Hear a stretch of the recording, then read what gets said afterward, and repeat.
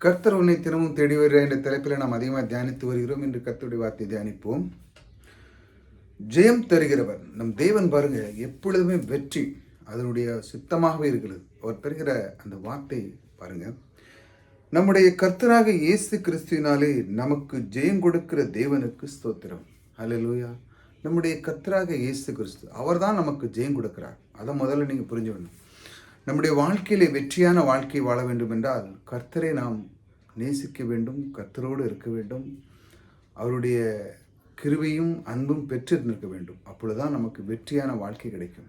அது எப்பொழுது நமக்கு அவர் ஜெயம் கொடுக்கும் பொழுது நம்முடைய வாழ்க்கையிலே அவருடைய அன்பு நமக்கு எப்பொழுது இருக்கிறது. அந்த அன்பை நாம் புரிந்து கொள்ள வேண்டும்.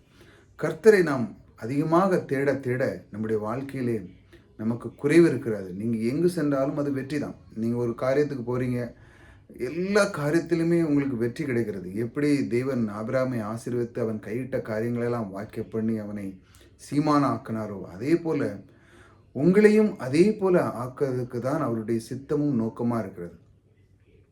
எப்பொழுதும் அவர் உங்களை நோக்கி இந்த மாதிரி விருப்பமாக இருக்கிறார். அவனுக்கு ஜெயம் கொடுக்கிற விருப்பமாக இருக்கிறார், ஜெயம் தருகிறார். அதைத்தான் முதல்ல நீங்கள் நன்றாக புரிஞ்சுங்க. ஜெயம் எனக்கு தருகிறார் என்று சொல்லி நம்முடைய கர்த்தராக இயேசு கிறிஸ்துவின் நமக்கு ஜெயம் கொடுக்கிற தேவனுக்கு ஸ்தோத்திரம். இந்த மாதிரி வெற்றியை நாம் காண்கும் பொழுது இந்த நாவிலிருந்து இந்த மாதிரி ஸ்தோத்திரத்தை நாம் சொல்கிறோம். வெற்றி தருகிற தேவன் உங்களுக்குள்ளே இருக்கிறார். இந்த தேவன் நீங்கள் அதை புரிந்து கொள்ள வேண்டும். என் தேவன் எனக்குள்ளே இருந்து எனக்கு வெற்றியை தருகிறார்.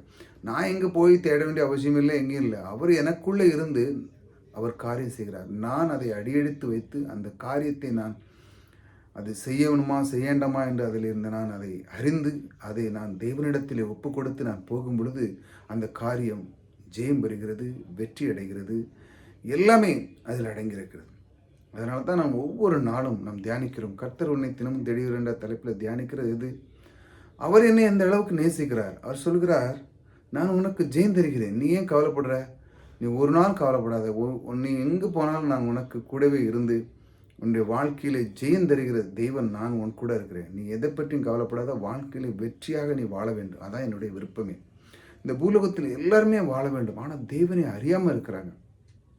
அதற்காகத்தான் ஆபிரகாமின் ஒரு காட்சி பொருளாக இந்த உலகத்திலே அவர் வைத்தார். அவனை பெரிய ஜாதியாக்கினார். அவனுடைய சன்னதிகளை பெரிதாக்கினார். அவனை அள்ளி கொடுத்தார் வாக்கு தத்துவங்களை. பார்க்கும்போதெல்லாம் நம்ம மெய்சிலிர்க்க வைக்கணும். ஒரு மனிதனை தேர்ந்தெடுக்கிறார். அது எப்படின்னா அவன் மூலமாக நாம் அறிந்து கொள்ள முடியும். இவனை எப்படி ஆசீர்வதித்தார், இவன் எப்படி ஆசீர்வாதத்தை பெற்றுக்கொண்டார் என்று தேவனை அறிந்து கொள்ளும் பொழுதுதான் அவனுக்கு கிருபை, ஜெயம், வெற்றி எங்கு சென்றாலும் பாருங்கள். ஆபிரகாம் அவனுடைய படையாள்களை கொண்டு வந்து அவனுடைய சகோதரனுக்கு அந்த அபகரிச்சு போனாங்க. இவனை போய் அவனை வெட்டி கொண்டு வந்துட்டான்.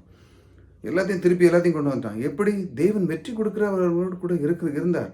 அதனால் அவன் எங்கு சென்றால் எந்த காரியம், ஏனென்றால் அவன் முழுமையாக நம்புகிறான். நான் எந்த காரியம் செய்தாலும் வெற்றி தருகிற தேவன் எனக்குள்ளே இருக்கிறார். அவன் முழு மனமோடு விசுவாசத்தோடு செல்கிறான். அவர் எனக்குள்ளே இருக்கிறார். அவர் எனக்கு வாக்கு தத்துவம் பண்ணியிருக்கிறார். அவர் என்னை தேர்ந்தெடுத்திருக்கிறார்.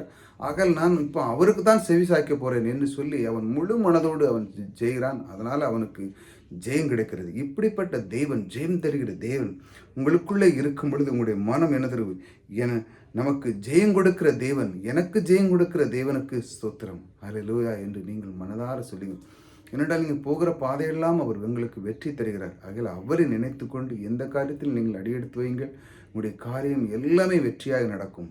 ஜெயம் தருகிற தேவன் உங்களோடு கூட இருக்கிறார். கர்த்தர் உங்களை ஆசீர்வதிக்கிறார்.